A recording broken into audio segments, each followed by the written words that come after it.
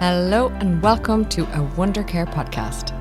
My name is Sheena Mitchell and I am a pharmacist, mum of 3, and here to guide you through all of your family healthcare needs.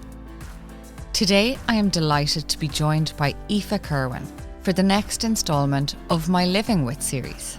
In these episodes, I chat to people who are living with various medical or intellectual disabilities or illnesses. Anything goes, really. This podcast series allows us to learn more about conditions from the person's real-life lived experience and ask those questions that we may never be able to ask in everyday life. It takes a courageous and kind person to let us into their lives, and I'm so grateful to every single person who lets me sit with them so that we can tell their story.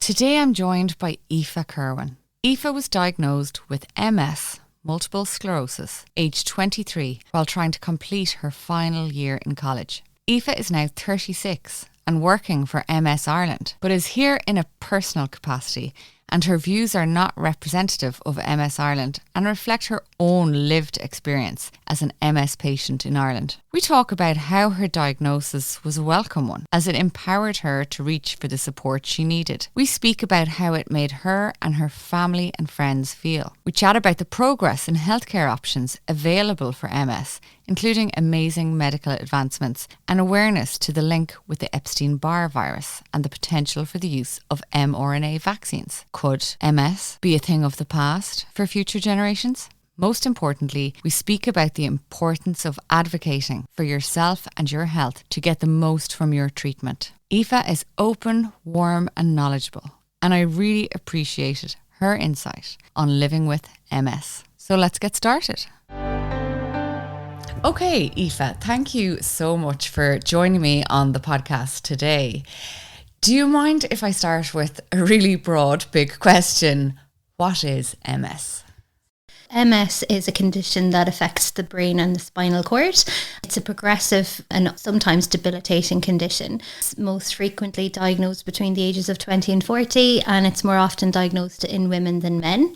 It can come with a string of different symptoms, and like one person's experience with MS can be so different than the next. It's as unique as a fingerprint. In terms of the symptom set, the duration of the symptoms and how it affects somebody differs just massively. The kind of symptoms that are associated with MS are things like vision issues, balance can be a problem, altered sensations, fatigue is a big one, and it just really varies from one person to the next. It must be very frustrating in a way, because it's hard to understand because it's different for everyone. And the symptoms can be so diverse and affect people differently. And I imagine when you get a diagnosis of something like this, you kind of want to know what you're up against. But unfortunately with MS, you really do have to become laid back about it. Is that very difficult? Yes, it is. So I think in instances like this where anybody is diagnosed with a condition, you want to know, like, what will this be like? What can I expect? How do I future plan and so on? And unfortunately, the unpredictability of multiple sclerosis is such that you can't really answer those questions. So look, things have, in my view, improved in terms of like the landscape, in terms of the interventions that are available now have really improved over the last number of years. So I think what's hard, in addition to that kind of like the expectation piece or kind of knowing what's to come, is kind of looking at what might have happened in the past. And, I often kind of see stats and stuff that are, to me, quite out of date as well, in terms of, my understanding is that kind of the disability that can come with MS isn't as common now as it used to be, because there are interventions and things that people can do to help themselves as well. So yes, it's very difficult, and the uncertainty piece is massive. But I suppose for me, it was really around, what's the future going to look like? How will this affect kind of life milestones and so on? So I was 23 when I was diagnosed, and I was still in college. So I was like looking at older people who had MS, and like the ones I met were so lovely. And they were telling me, everything will be okay, and you'll manage and you'll adapt, and things will be all right. And I was looking at them and I was like, yeah, but they had their house and their family and their career before they were diagnosed with MS. And I didn't have a lot of that. Like, I was still kind of reaching life milestones. I really worried about that. So there was the medical aspect of what will happen to me, but then there was the how will it actually affect my life? How will that kind of medical impact affect my day-to-day life and like what I want that to look like? That for me was the really difficult bit. You said there, you know, people saying to you, you'll adapt. And I can quite imagine as a 23-year-old, you're like, yeah, no, I don't want to. No, thank you. No, absolutely not. Like, this very much, it was a condition or a diagnosis that came very much out of the blue for me. Nobody in my family that I knew of at the time anyway was living with MS. I didn't know what to expect with it. I didn't want to adapt. I just wanted to reject the whole thing, if I'm honest. Like, no, thank you, unsubscribe. Like, This was not for me, but I didn't have a choice. How did you arrive at a point of getting diagnosed? What led to that point? I was in 4th year of studying visual art, and I used to get a numbness in my right index finger and thumb. It was really, really frustrating, but like, it was tiny, you know, so it wasn't something that you're going to go to your GP about necessarily. It was like there, but it wasn't like impacting massively on my life, but it was just annoying. But when I was thinking about it, I was like, oh, you know, I'm using pens and pencils a lot. And I probably normalized it as well, because like, I didn't probably realize that this was not normal. Yeah. Because to me, it probably was. And then I kind of think, how long was this really going on? But they were kind of initial symptoms that I had, or that I kind of noticed, let's say.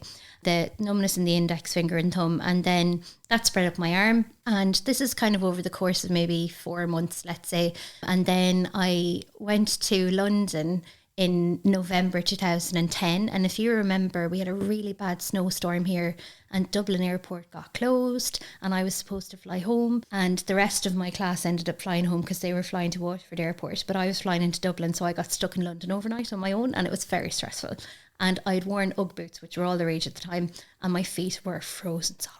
And I remember when I came back, I was like, I just can't warm up my feet. Like, I don't know what is going on. I can't warm them up.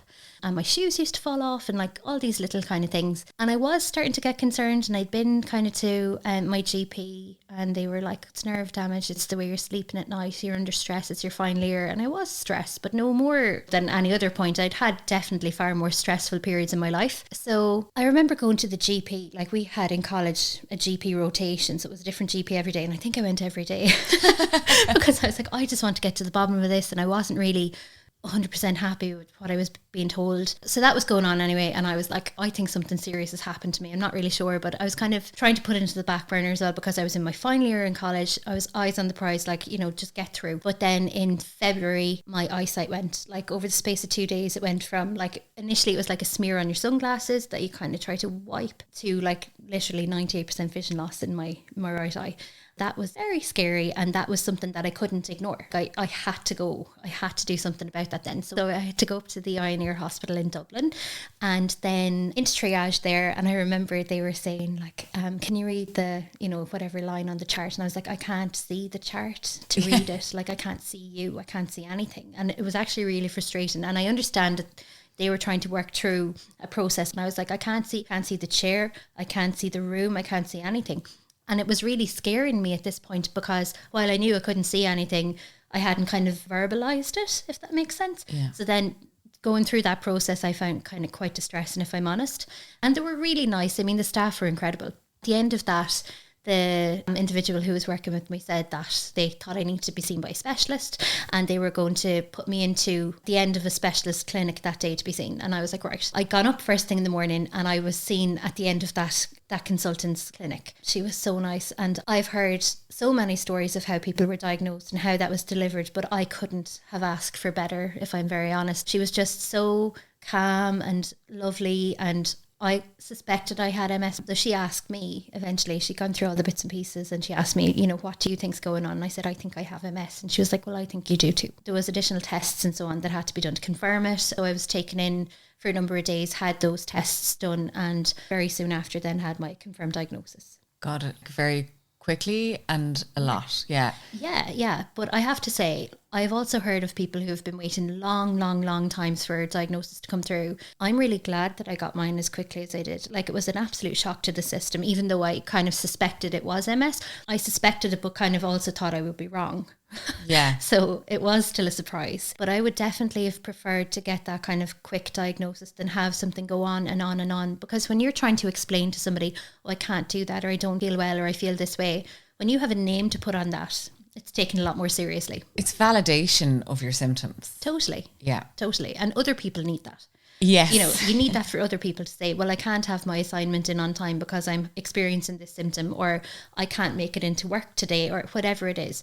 But when you don't have something to call that, that's very difficult to communicate to another person and have them accept it. Yes, I can really see that. When you were describing ignoring your symptoms until literally you lost the sight in one eye, that's actually really typical for those kind of symptoms that are mild, and you ignore them for as long as you can, I think. Yeah, and I suppose what I didn't realise as well was that, like, symptoms came, but they also went. So it was like, oh, well, that's fine now, it's gone. And then a different thing happened, and that came and went, and that was fine, and it was gone. So I didn't kind of connect it all, if that makes sense. You know, it wasn't until I kind of sat down and I was like, so these things have all happened, and they could be connected. You did very well to obviously, like, I think you're right. As much as we say to people, and me being a healthcare professional, I say don't Google your symptoms, because no matter what, you'll always end up at the worst case scenario. But MS is one of those things that I suppose umbrellas an awful lot of symptoms. And a lot of other conditions can look really similar, but obviously aren't MS.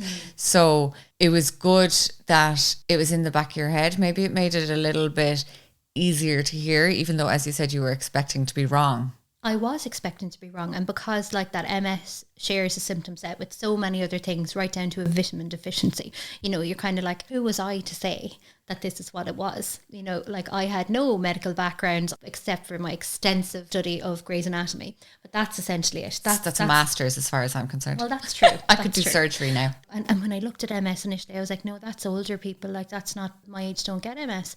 And then the more I kind of read about it, I was like, maybe it is.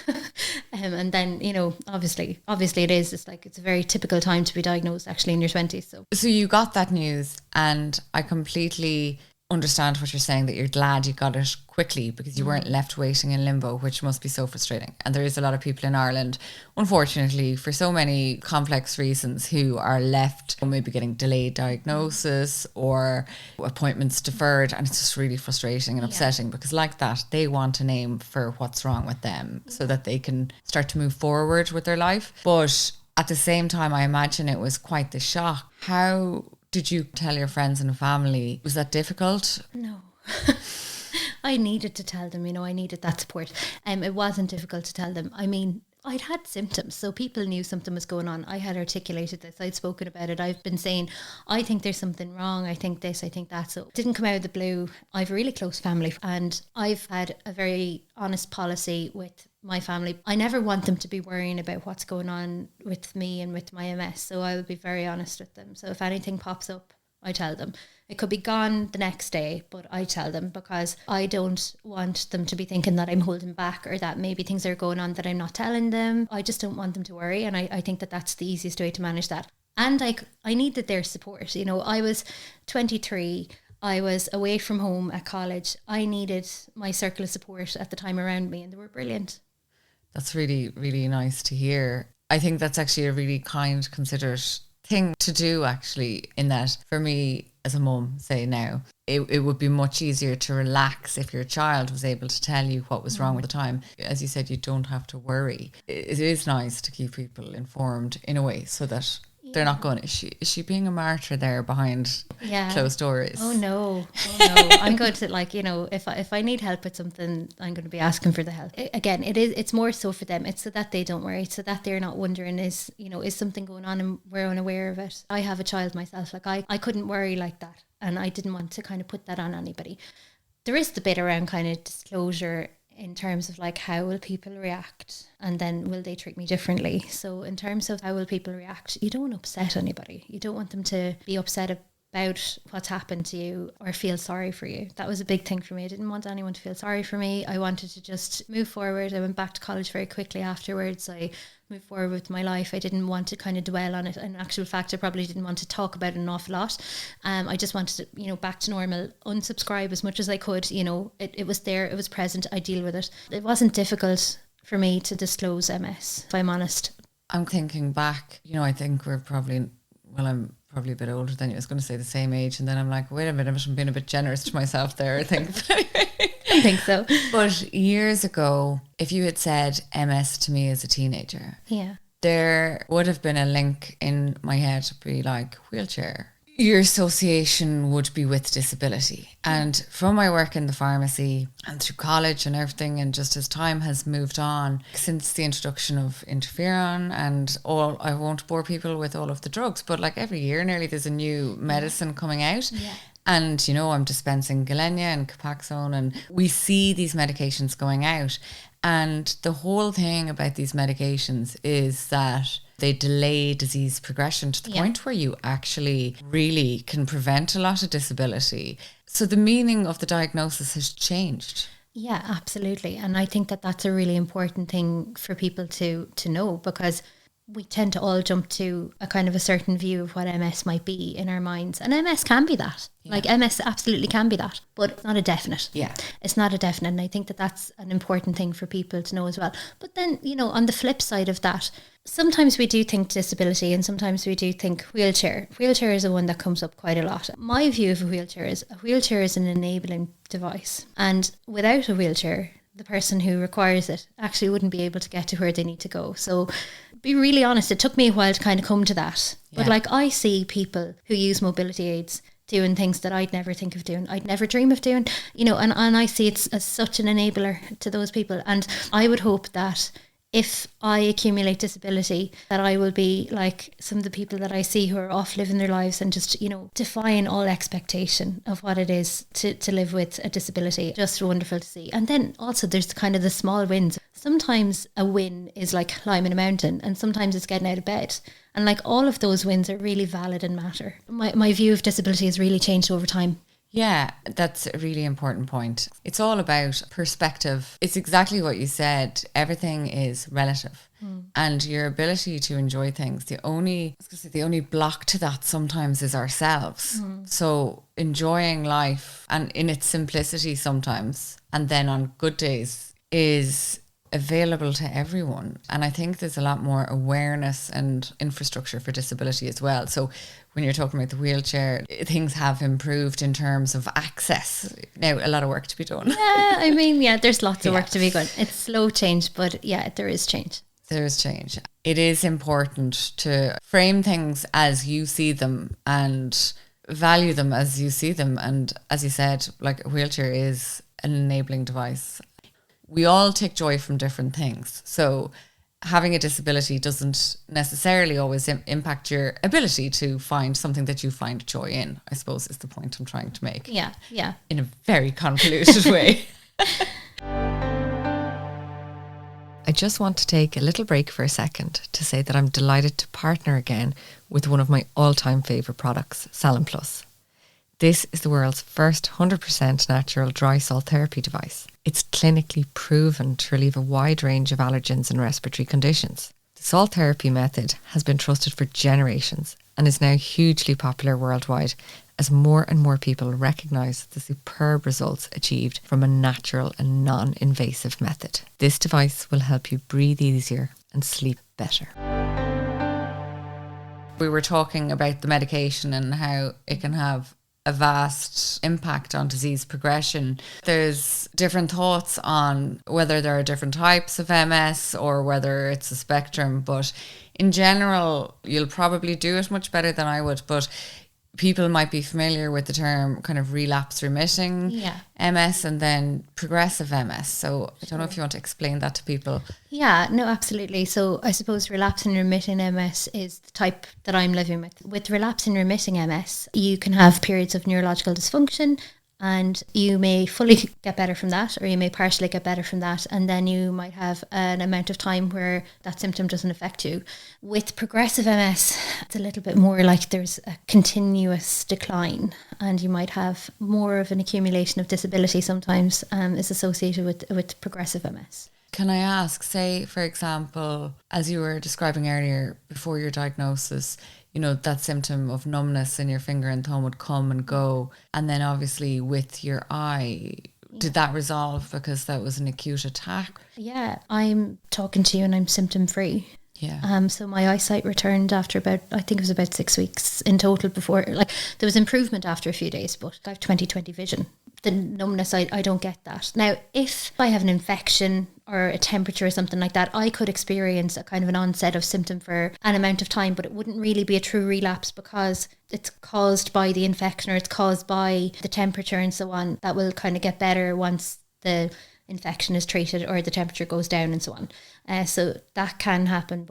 And does every relapse being, I suppose, an attack of symptoms, say every kind of acute-ish episode that happens, does that always for you involve the same symptoms or is it different every time? No, for me it's been different. So I've had like that. I've had the kind of numbness in my index finger, in my thumb, in my arm, in my feet. I had it in my face, in my cheek and my lips. So at one point I was like biting my lip by accident when I talk, or I wouldn't be able to feel necessarily if I had like a cup up to my lip. Couldn't feel that. So that's really actually difficult. Like I don't think people realise how difficult that symptom can be because you can't tell if like you're spilling it. You can't trust yourself with temperature. Those kind of things really can impact your ability to feel independent. Yeah. And that's a mild symptom. Yeah, it's like coming out to the dentist nearly and like say you're spilling stuff and you're going, wow. That's exactly what it's like. And how long would these relapses last for roughly? Can be different from one person to the next. For me, it's kind of ranged from maybe a few days to a couple of weeks. And with the eye then it kind of did take a bit longer to come back. And do you get long in your remittance? Oh yeah, like I have, luckily. But then I will say, like, I was quite young when I was diagnosed, so I've had intervention from the get-go. I do get fatigued. That can come and go. Touch wood, I'm symptom free at the minute. Hopefully that will continue, and I've been symptom free for quite some time. God, I love drugs, like. I just gonna put that out there. I mean, it's amazing. Yeah, there's that, but then there's also the bit of like I do have relapse and remission MS. So how much of this is just is not attributed to that, you know? And then there's like also other kind of things that you can kind of do for yourself. So getting enough sleep, you know, that's important to everybody's health. Like general kind of health and well-being advice, I suppose, applies in the same way. And there's a certain amount of it that we can attribute to like medical intervention. Yes. And then there's other things I suppose that people can sometimes do for themselves as well. And then there's like the actual just course of the disease itself, and that I could just be in an extended time of remission. And so that's the difficulty there, because you just don't know. No, it's unpredictable. Like I'm how many years am I living with this condition now? 13, and I still have no idea. Like a relapse could come tomorrow. You know, you can't plan for that. It's really difficult to. But it's difficult if I think about it, but then if I just kind of say to myself, look, I'll deal with that if and when it happens, I can just get on with living life, because like nothing might happen for a while.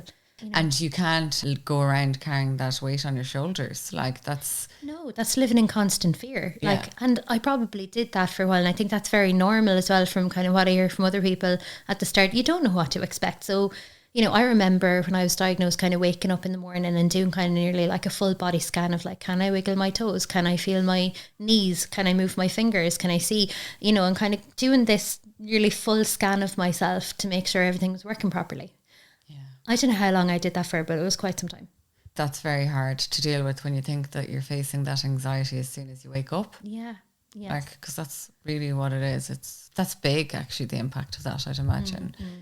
You obviously said you have a son. Yes. So I just want to point that out, because I think it is reassuring for people. Did you have him before? Or? I did. No, I had him before I was diagnosed. Yeah. Okay. Yeah. So very little. But yeah, but like that, like I've talked about life milestones. So like I bought my house like 2 years ago. I have a career. I've gone through college. I have a very, very typical life for somebody my age, like very typical. So I'm saying now what I said wasn't necessarily helpful to me at the time, but to younger people who are living with the condition and thinking like, is this possible? Fair enough, I had my child, but I know lots of people living with MS who have had children after their diagnosis. Lots of people have bought houses. Lots of people have careers, travel the world, do this, that and the other. So, these things are possible. And I feel like every time I have a conversation like this with someone, I go, but you're like, we could all be dead tomorrow. That's true. And I will say, soon after I was diagnosed, and I did feel a bit sorry for myself in the beginning, I will say, I had that uncertainty piece, right? And what will life look like and this, that and the other. And I thought it was the worst thing ever. And like, how was I going to plan for this, that and the other? And then very unfortunately, one of my friends from college passed away. And there was no notice of this. And, there wasn't anything that we knew was wrong.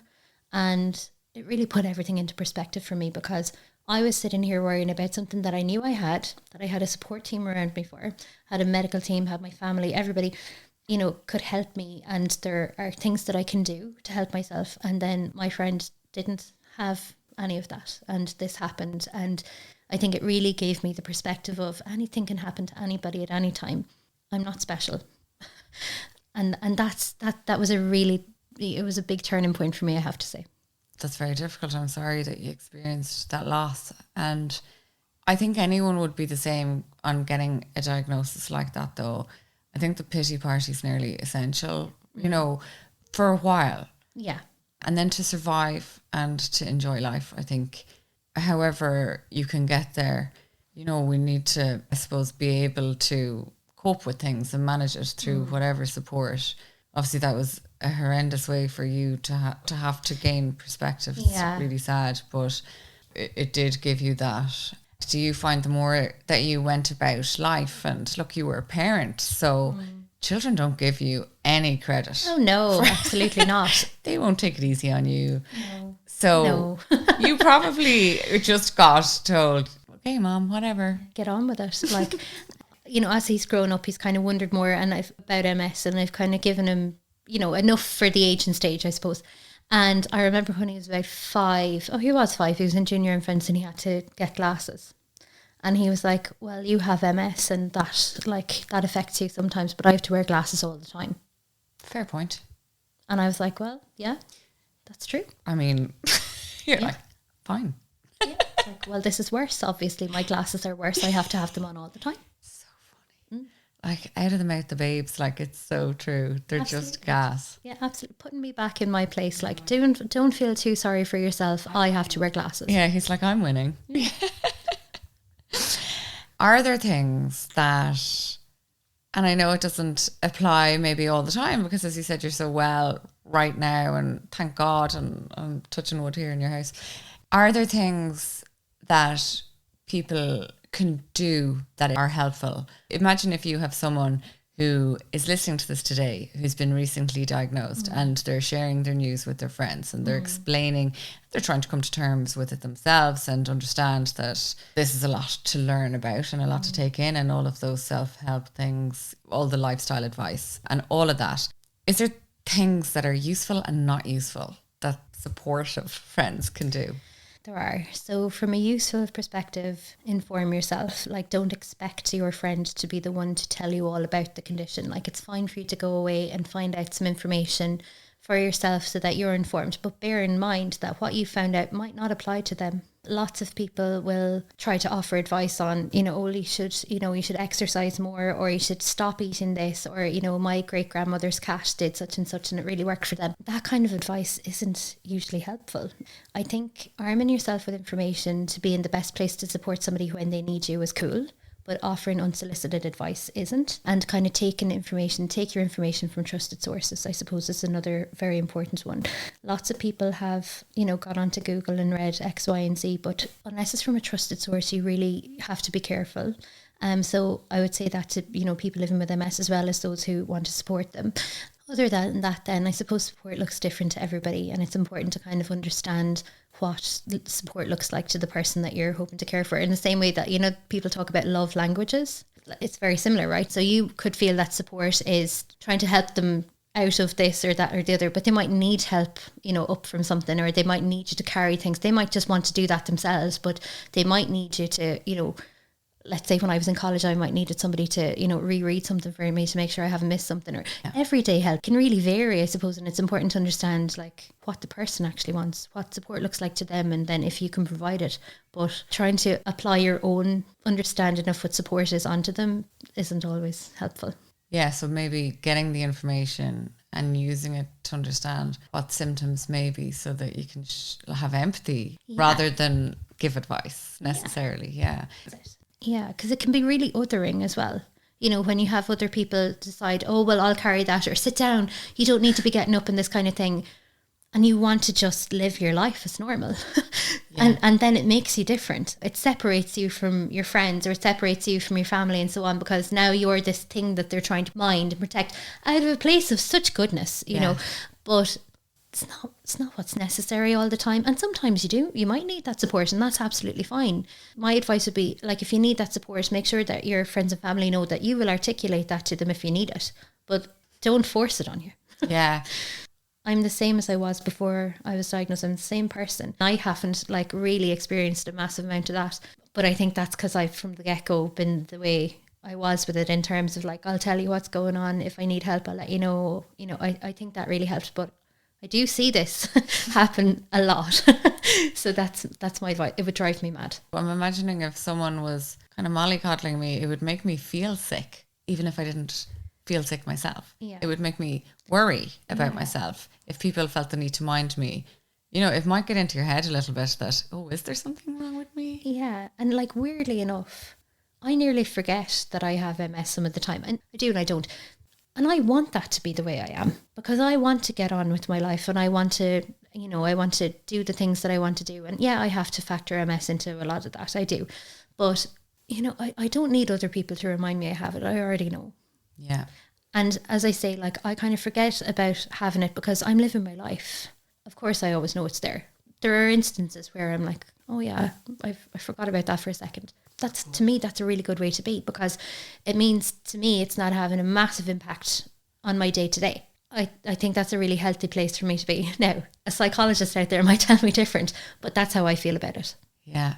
No, and that makes sense to me, because there's going to be times in your life when it's the same for anyone with anything, that, you know, you're going to feel hardship more than others. It doesn't mean you have to endure it every day. You know, you deal with the day that's ahead of you. And I think that's all you need to do. And again, I'm no psychologist, but I think that sounds like a really normal and healthy coping mechanism. And I think it's like, you do have to kind of consider MS in lots of life decisions. So let's say kind of when I was buying my house and things like that, knowing that I live with MS definitely had to be factored into that, because you can't ignore that and say, oh, well, I'm going to do this regardless. I did have to think about, like, and not just for me, but like for my entire family here, like we had to think about like what the future needs might be, and if we need to factor that into, to have the potential to be adaptable if it needed to be. It shouldn't, in my opinion, like rule your choices, but it does need to be factored in. That makes sense on a practical level, yeah. That's where I suppose it's tricky, because there's no point in talking about prognosis because it's all unknowns. I'm going to ask this question, but I don't want to ask it. Go for it. You can ask anything you want. If I'm uncomfortable, just say no.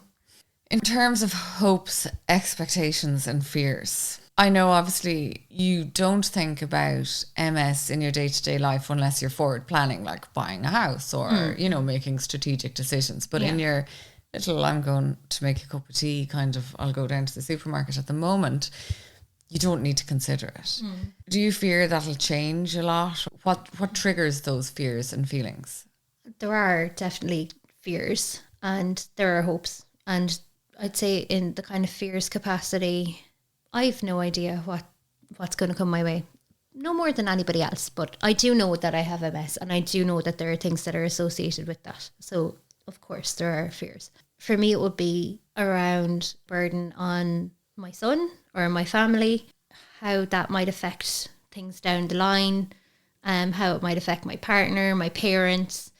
That is a concern for me sometimes. And particularly, I think, around my son, because, you know, I do think to myself, well, he's an only child for starters, right? I'm not an only child. So, like, you know, if something happened and one of my parents had a health condition, I've got my siblings to chat to about that and to kind of lean on for support or kind of share the load, I suppose. And he's an only child, so he doesn't have that same connection. Now, that said, I have nieces who are just phenomenal and they're brilliant. And I know that, like, down the line, if there's any trouble, they would always be there for him. So I am, and I'm not concerned. But I don't want that I just don't want that for my family. Like, I don't want them to be concerned about, you know, how are we going to do this, or she can't do that. Or I would hope that supports will be in place if they're required down the line, and that it won't be burdensome to my family. That's my hope. And hopefully I won't need them. That's the bigger hope, right? Yeah.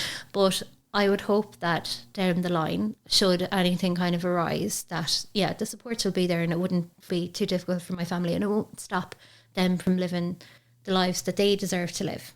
Because I suppose my biggest fear is that my life will end up impacting theirs. Does that make sense? It does, but all your fears are very selfless. I'm like, you know, I understand. But they're not. That's some of them. I mean, I have very selfish fears as well. Okay, make me feel a bit better here. Yeah, no, absolutely. But like that, like, you know, I want to know that, like, down the line, I'm going to have the ability to do X, Y, and Z for myself. That, like, you know, I'm only 36 now. You know, I want to live a very long and happy and healthy life where I can, you know, go travel and enjoy my retirement and all these usual things. I want all of that. Am I concerned that mightn't happen? Yeah, I am. From what I see families struggle sometimes, you know, with loved ones who are living with a condition. I see that happen, and it can be really difficult for the person who's living with the condition and their family. And I think that's really not a fair situation for anybody. And, you know, the reality of the situation is, like, I am a tax-paying citizen and I pay for state services to be in place. And I would hope that, like, and if and when needed, that they will be there. Yeah. MS treatment has come on so much. Yeah. Hopefully you'll never have to suffer from that kind of acute issue, or a progressive disease at the end, or phases of, you know, immobility or anything like that. And I see the rate at which big pharma are hopeful about MS treatments, and I've seen how quickly they've come on our shelves in the last couple of decades. It's crazy. There's been massive progress in that space, absolutely. Last year, the year before, there was the study from the US military around the Epstein-Barr virus. So we now know that, you know, there's a link between the two. So it was thought, but now we know. So there's always progress, and there's always things that we're learning. I always say MS is a very hopeful space. Like, even in my time in the MS space of, like, being diagnosed, 13 years now, like, I've seen massive change. I've seen huge progress, and, like, more so than I thought would ever happen, if I'm honest. Yeah, I do hope that, like, with the kind of different interventions that are in place now, hopefully I'll never get to that point. Yeah.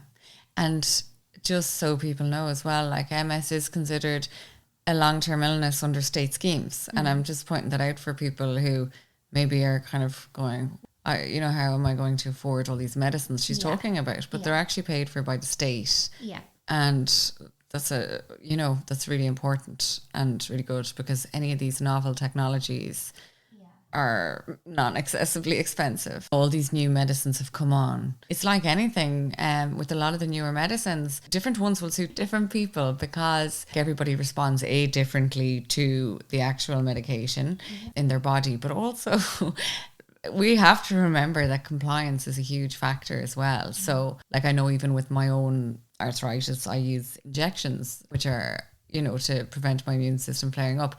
But I opt for a monthly injection because I can't remember to do a weekly one. Like, how ridiculous is that? But there are other people like me.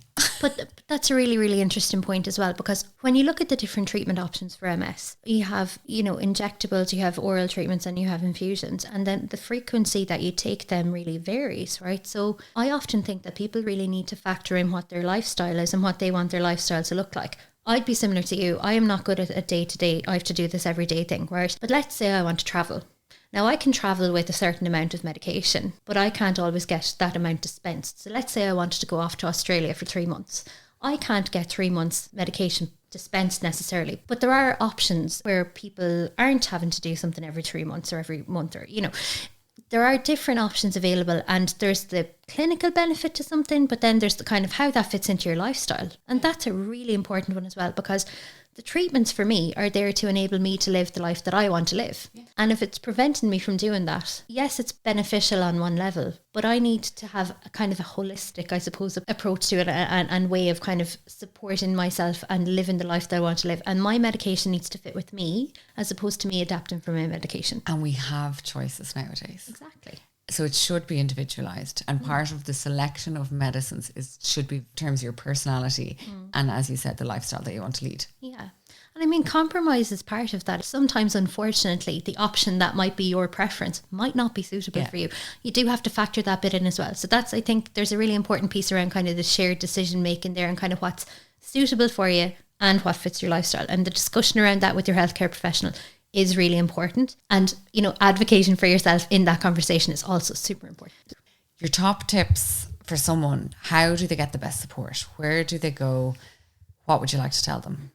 See, it's very different for people, because what you can access across the country can really vary, right? And I think it's not a kind of a one size fits all situation, but the internet is available to most people. So trusted sources of information like society websites, or like the HSE website, for example, they're the kind of places to go. And look, we all like to hear kind of from other people and what other people's experiences were. And that can be really important too, to kind of validate your own experience and kind of hear it from somebody else and say, oh, that's very similar to me. We all seek that. But in terms of actual medical advice and information, like, you need to be getting that from a healthcare professional. That kind of kinship, it's a different thing entirely. And are there groups online for that? And in real life, can people get together to have support networks and that they can dip in and out of as they may want, or for tips on medicines, or, you know, not healthcare advice, but for experiences? There are, like, I've seen lots of different groups and so on like social media groups and so on. They can be helpful, and not, like, I've been part of some of those myself at times, but other than that, then I suppose the likes of MS Ireland and so on, like, do offer different services. And, you know, there can be coffee mornings or virtual chats and things like that where people can come together and talk. And there's lots of information on that website as well, to be fair. The MS Ireland podcasts as well, I think they're really useful, because in that you've got kind of the healthcare professional providing information, but also then you've got the lived experience aspect of it, where people living with MS are talking about their experiences and so on. So I do think that has a good balance, if I'm being unbiased about it.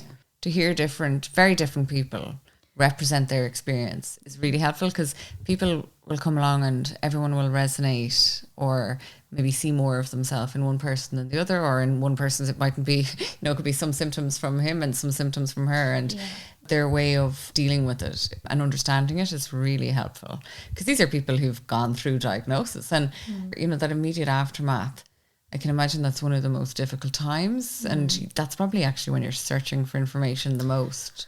You kind of have to take the good with the bad, and, like, you will read people's negative experiences as well as some people's positive experiences, but it's just important to make sure that you're in a place where you're able to be receptive of what you're reading, and to contextualize that as well for yourself. Make sure that you're not kind of overloading yourself with these things either at a time when, like, I was choosing the worst time possible to go on and look at this. Like, I had no support around me. I was alone at night time, you know, worrying about things, and that's when I was going and looking. Had I done that at a different point in the day, where maybe I had a bit of support around me, or I could have picked up the phone to the likes of MS Ireland and so on and asked a question about, you know, information and so on, that would have been a better time for me to do it. Yeah. But, you know, the mind wanders, and we're curious beings, you know, we're nosy and we want to know, and then we don't want to know. Exactly. We're like I wanted to know what I wanted to know at the time that I wanted to know it, and, you know, I think that's very natural. Sure, phones, everything is so accessible, and we're all the same.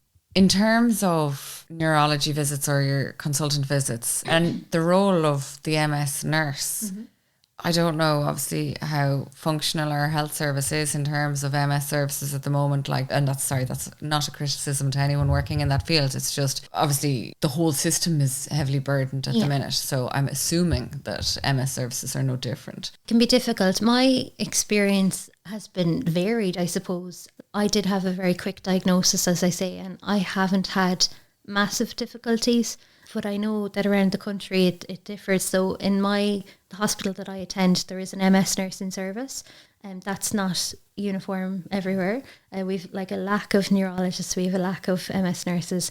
MRI wait times can be long. People can be on waiting lists to get onto medications and so on. Sometimes it can really be difficult for people. So again, I don't want to kind of put I won't say a very positive experience, but primarily positive experience out there and have that represent the community as a whole. I don't think that would be a fair thing to do. And I suppose my needs aren't very high. Other people then might have higher needs or more needs than I have, and they might not be met.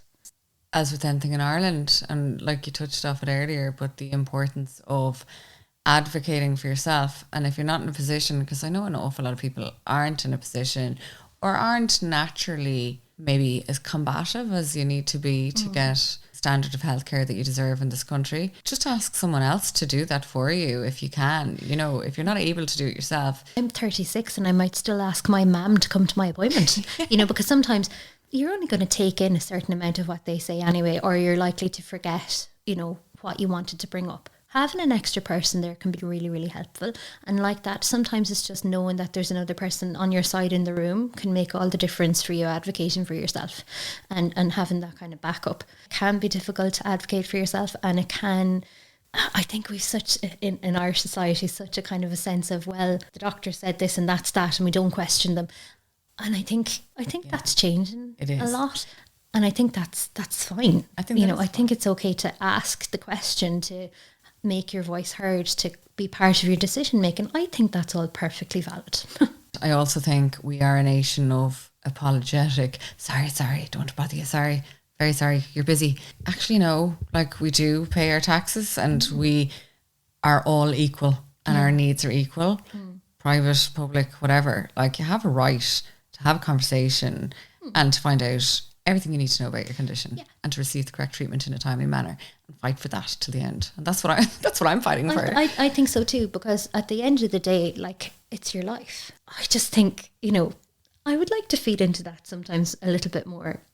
I do now. I didn't always. Oftentimes maybe people will go in and will have found a certain treatment that they want to try or whatever, and it's well, actually your bloods say that that won't be good for you, or you plan on potentially trying to conceive in the next few years, and that's not good for that, or you're on other medication for other disease states, so you can't have this.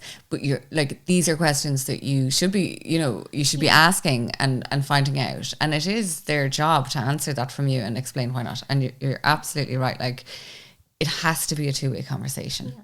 And I completely agree with you. I think that you need to know exactly why decisions were made, and exactly why, if you went in with a treatment option that you were really keen on, and it's a no for that, you need to understand why that's a no, or else you're going to be at home thinking about it, and you're going to be stressing about it, and you're going to be like, why?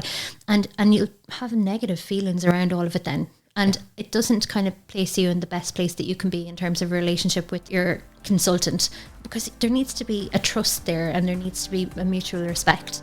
Yeah, absolutely. Thank you so much for sharing everything with us today, Aoife. I know it's wrap a buzzer round of questions, and you're so patient and good to answer them all. So thank you so much. Not at all. It's been a pleasure. Thank you.